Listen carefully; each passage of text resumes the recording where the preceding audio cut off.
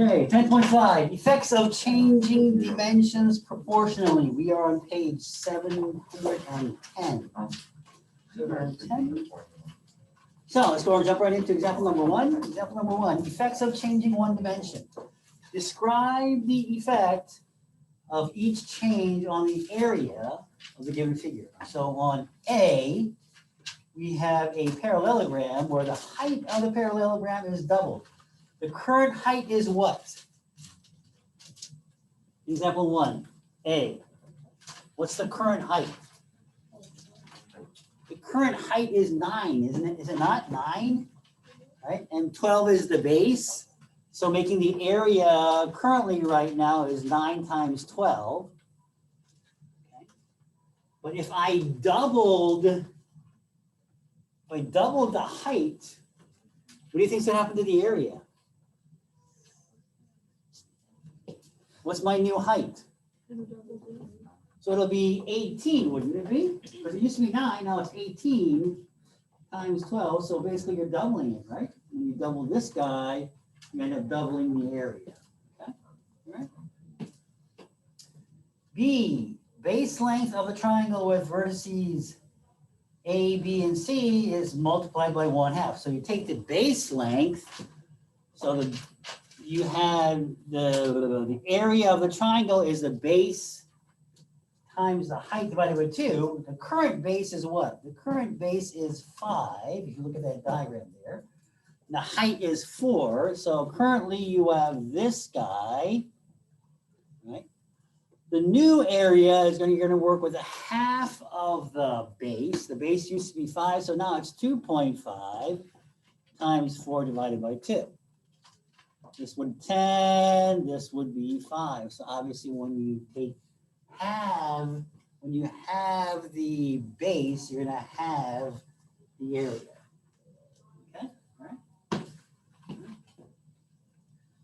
Example number 2, effects of changing dimensions proportionally. Describe the effect of each change on the perimeter or the circumference and the area of the given figure.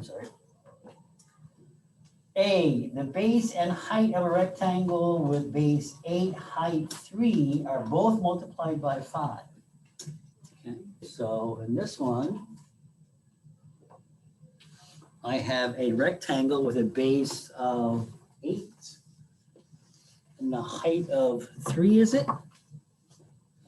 So the air, is it 8 and 3? I'm sorry. 8 and 3. So this is the initial area is going to be what?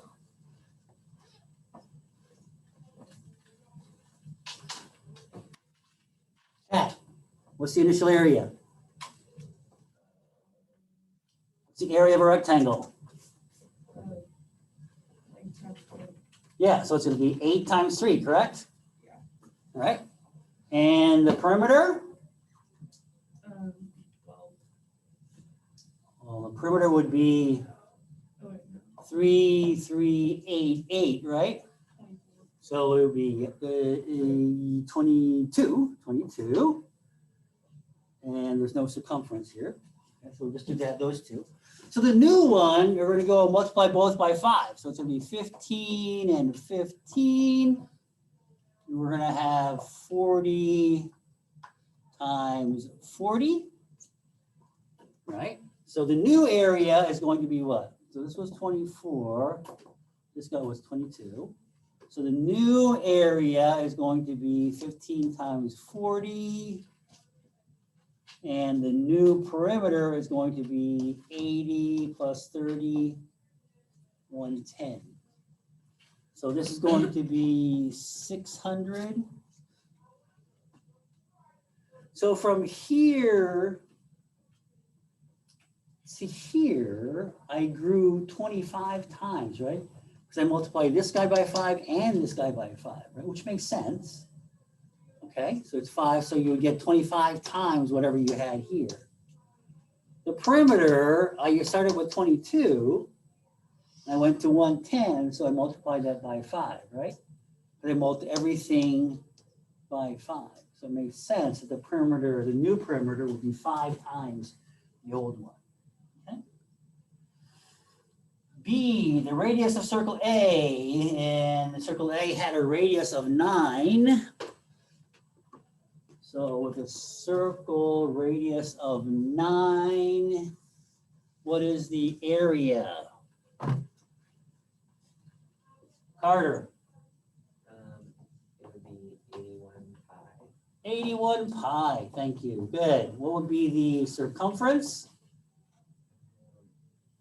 2 pi r, so 2 pi times 3, so 6 pi.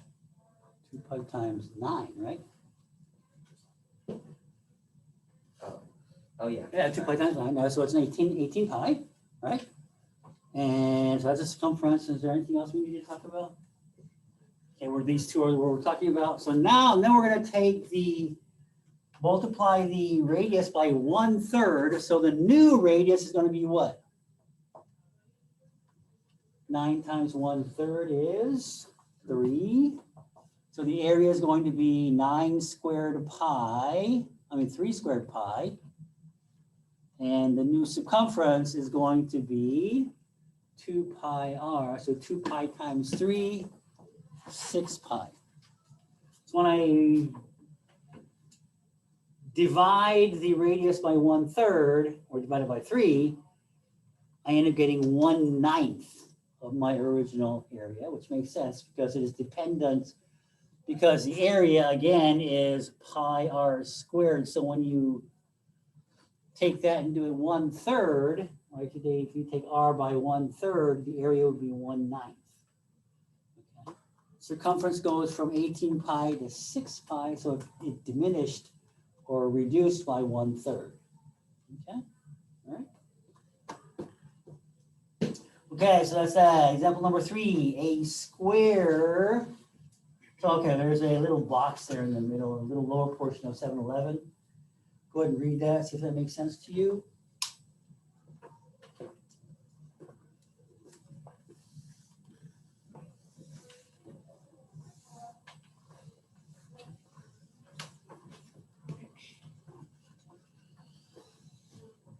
Okay, so change in dimension. If all dimensions are multiplied by a, the perimeter or the circumference changes by a factor of a, where the area changes by a factor of a squared. Okay, that's basically what we found out. So example number 3.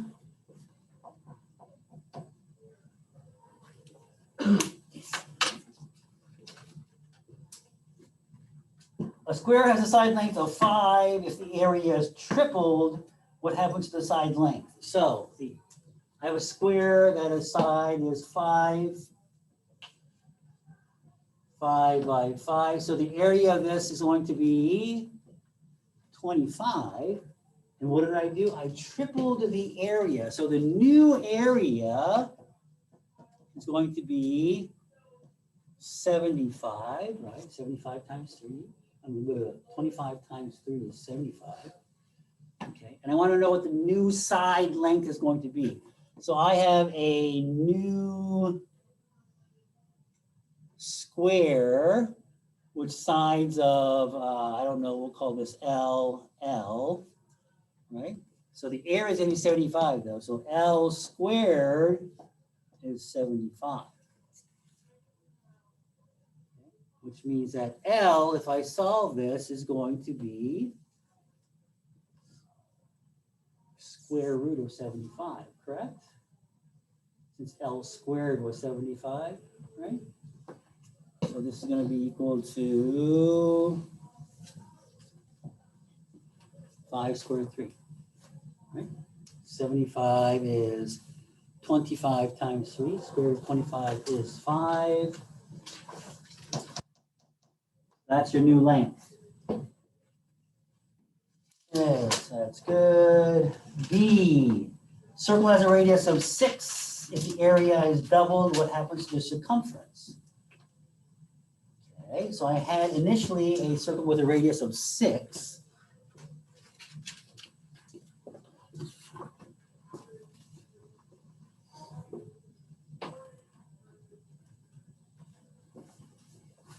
So the initial area was what? Holden. 32. 36 pi. 36 pi. The initial circumference would have been 2 pi r, right? R is 6. 12 pi, right? 12 pi. Then we have, and what are we going to do with this one now? The area is doubled. So the new area is going to be 72 pi. So I have to first find out what the new radius is in order to find out what the new circumference is. So that's what they want me to find. So the new radius is going to be, we'll call this new, this guy squared, right? So the pi's are going to cancel out. So the new one, r squared, is going to be 72. So the r new is going to be equal to the square root of 72.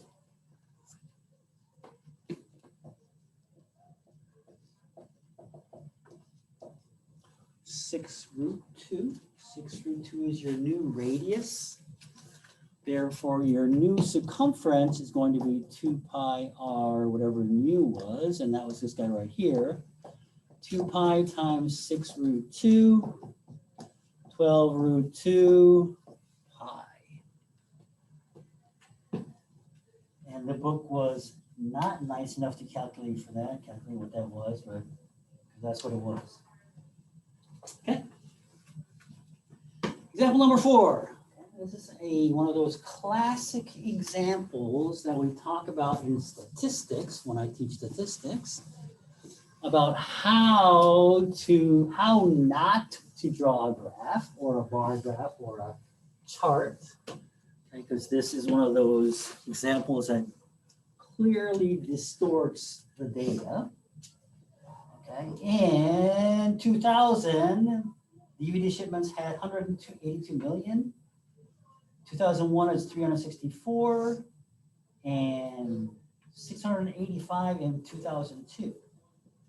So what's happening here? From 2000 to 2001, it went what? What's the ratio? Can we agree that it kind of doubled there? Right? Just about, kind of doubled, right? And then from 2001 to 2002, it almost doubled again. So if it truly had doubled, it would have been 728, 685, close enough. Okay, so we're going to call it double and doubling again. Okay, but if you look at that graph, what does it look like? If you look at that graph, look at the size of 2000 versus 2001. It looks like it's more like 4 times, doesn't it? Rather than 2 times, right? That looks like over proportionally big. Same thing when you go from 2001 to 2002. Right? It seems as though if you look at that thing, 2001 to 2002 should be like 4 times again. And really, the data is only shows a growth of 2. Correct? So you see how this is one of those classic examples why this is what you do not want to do. You do not want to draw a graph like this. Because it distorts or skews the data. It misrepresents the data. Okay?